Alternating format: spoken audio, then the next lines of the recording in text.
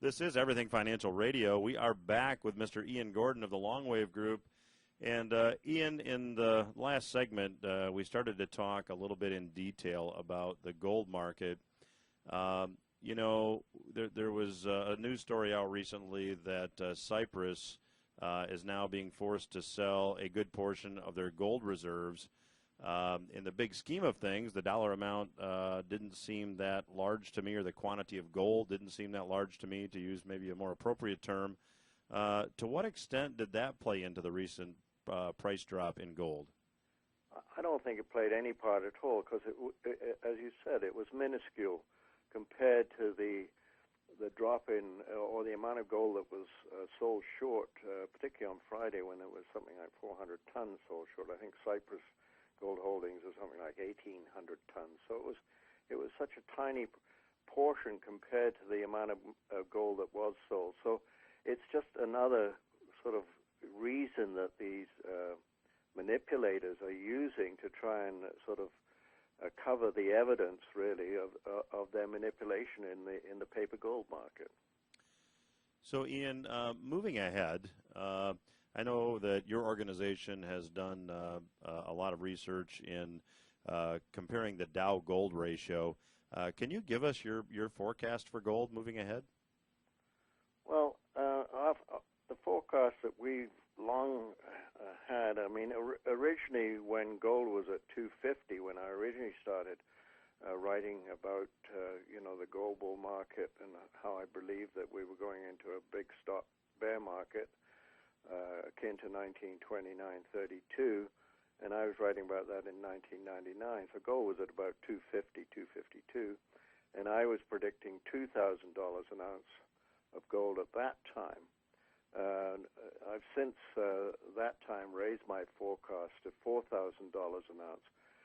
Actually, I believe as the currencies of the world just basically crash and burn, the fiat currencies of the world crash and burn, the gold will be unobtainable. The physical will be unobtainable at any price because we actually produce so little gold every year. It's something like 80 to 90 million ounces of the gold mines are producing every year. So it's a tiny, tiny fraction of what will ultimately become demand. So, so $4,000, and then our value for the Dow, our ultimate bear market value is 1,000. Now I know most people are going to absolutely think that that's a ridiculous number, but it's actually no more ridiculous than the Dow at 41 in June 1932, having come down from 381 to 41. So that was an 89, almost a 90% fall in value. And so our prediction is that this will be approximately a 93% drop, which was akin to the transport drop between 1929 and 32.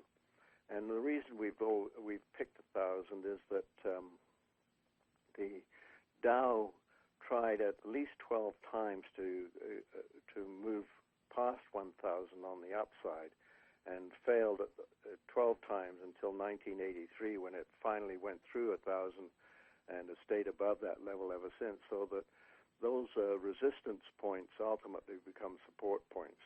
Now there are other people who are predicting even lower numbers, like I think Robert Prechter is predicting something like 400 on the Dow for the low. But that's also evidence of a major, major economic depression, which of course is what the long wave winter is all about. So at 1,000 Dow and 4,000 gold, we would have a Dow gold ratio of 1 to quarter to 1. So gold would have to be 4 times the value of the Dow. Right now, the ratio is at about 10 to 1. Ian, I'd like to go back and revisit, because I'm sure some listeners out there that are hearing you say that the gold price is being manipulated in the paper markets, and I'd like you to expand on that a little bit, because when you read news stories about how Many countries and many central banks in many countries are adding to their physical gold holdings. Can you explain, to the extent that we have time, to the listeners, how would someone in that market manipulate the price of gold in a paper market while there still seems to be accumulation taking place on the physical in physical gold?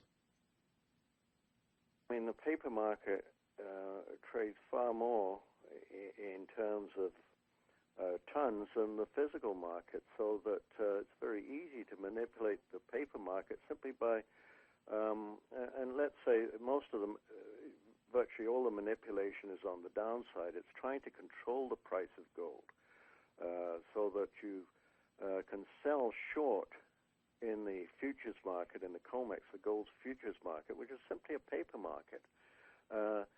The people who purchase the short sales do have the right to actually take delivery of the physical and basically make the settlement in cash. So it's strictly a paper market, much like the ETFs are, even though they're supposed to be backed by gold. I think it's very critical for people who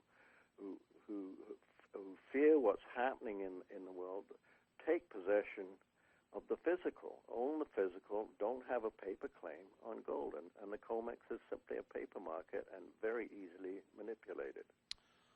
Ian, we have talked in the past about the fiat currencies that exist around the world and how central banks are really engaging in a race to the bottom, if you will, by printing money. Japan is a terrific example.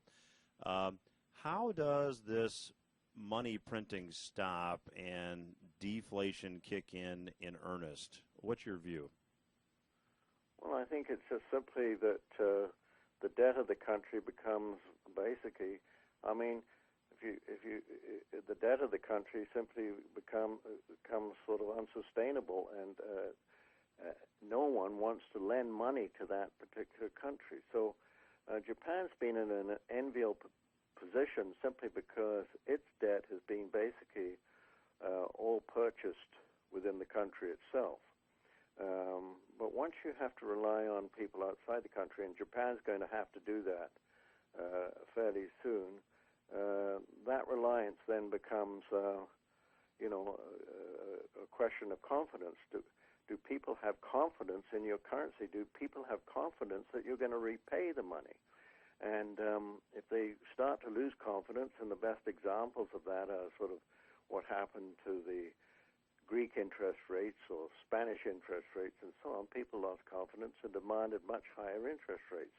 And I just wrote a piece simply saying that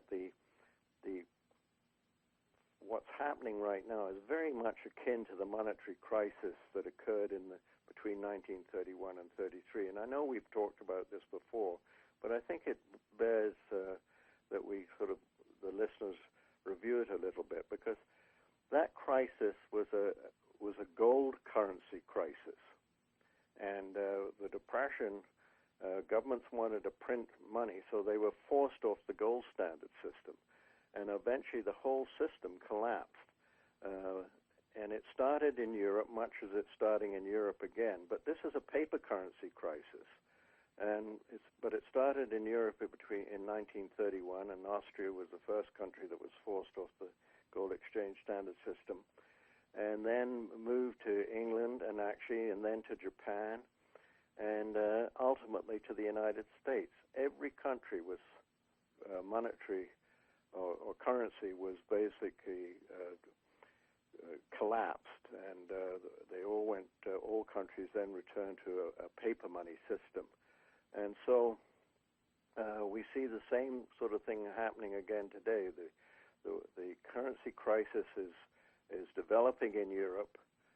Once the euro, I think, will collapse.